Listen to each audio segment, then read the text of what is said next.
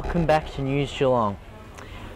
As per usual, this Friday night sports edition, we'll travel to the worlds of netball, basketball and football. But first, we'll head to the racing with our very own John Dunn. Racing on the synthetic here last Friday afternoon, and leading trainer Mark Kavanagh. Cav got the ball rolling early when the 3-year-old Bo Jez, he'd run second at his only 3 starts prior to Friday, he finally broke through. Couple in front of Rory's Halo. Gee, this favourite would want to get a wriggle on. Bo Jez, he's going through the middle, and wider out on the track is God Love You and Southern Alliance making a run. Newham's got a big lead at the 100-metre mark. Here comes Bo Jez now. He's all over the top of him, Bo Jez, and he'll win in the end with the ears pricked by 3 lengths to Newham.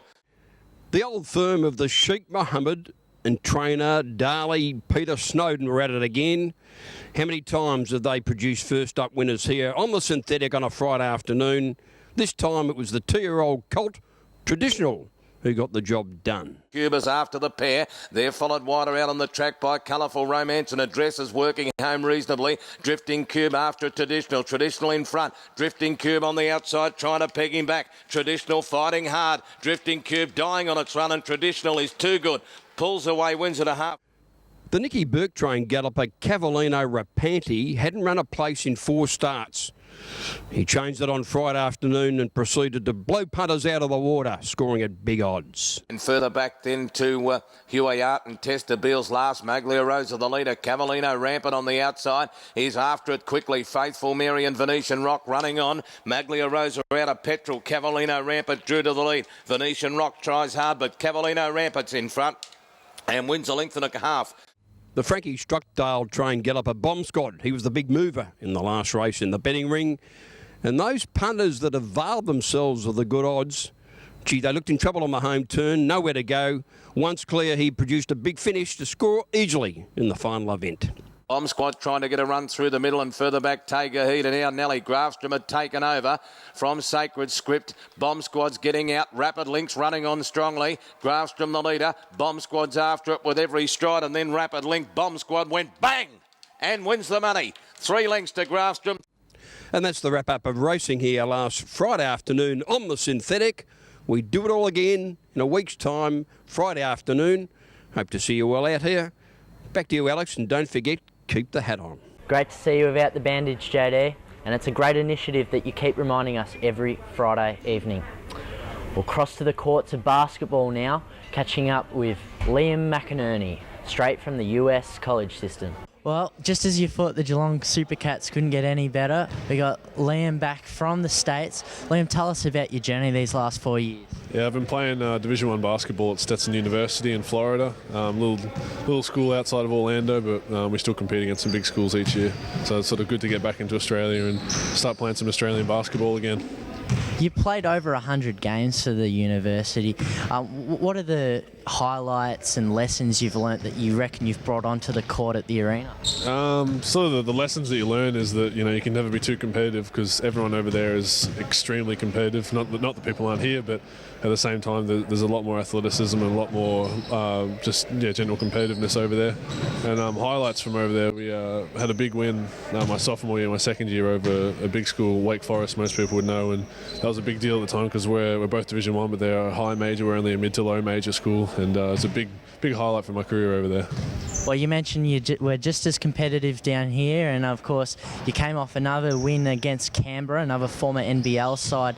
You didn't get a lot of game time, but from what you did, bring to the court, you could tell it was from the States. How have you found transitioning back into the Geelong team? Yeah, it's been good. The guys have been a bunch of good guys. Jamie's a great coach, and they've all made me feel really welcome so far. It's a bit of a different style of game, as I said, both competitive, both really fast-paced, but a different style again, shorter shot clock and things like that. And just sort of try to do what I did over there well, bring it back over here, and sort of still making my way into the team, working my place into the team, and in time it'll hopefully become more pronounced. But for now, I'm just happy to do what I can on the court and make our wins even better. Well, a lot of imports do come from the States at the Supercats. They bring that extra flair to the court. However, you were a local boy to begin with, so we'll rewind even before the American period. Could you tell us what your local background was? I grew up in Port Campbell, a couple of hours down the coast, so still sort of a local boy, and played for Jamie in under-16s in the Geelong rep side and also for the state team. And Jamie and myself were part of the team that won the first ever gold medal for the under-16 Vic Country boys. So I got a bit of a background with him, and that's a lot of the reason why I decided to come back and play for him when I got back to Australia. Growing up in the Geelong region, technically not Geelong, but we've got supporters with the Supercats right across this side of the state. Did you have a favourite player for the Supercats growing up? Look, to be honest, not really. I didn't really follow them that much because didn't really get close enough to watch them a few bit, but definitely knew of Nick Owusu a lot growing up because I've got friends that play here and they sort of knew a lot about him, especially in the later years, the last sort of 5-6 years. He's become a real major player, and a lot of guys mentioned his name a lot, so I sort of picked up that he was one of the better players going around. It would have been great playing with him in his 250th match against 2 weeks ago. Yeah, it's a big thing with 250 games, especially for the one club. So him and Jamie Medved the week before, the big milestone. It's always nice to be a part of that, and glad to see them get that far. They deserve it. Well, we're looking forward now. We got our 4th home game in a row after the break, and that will be against No308. So, do you know much about the game?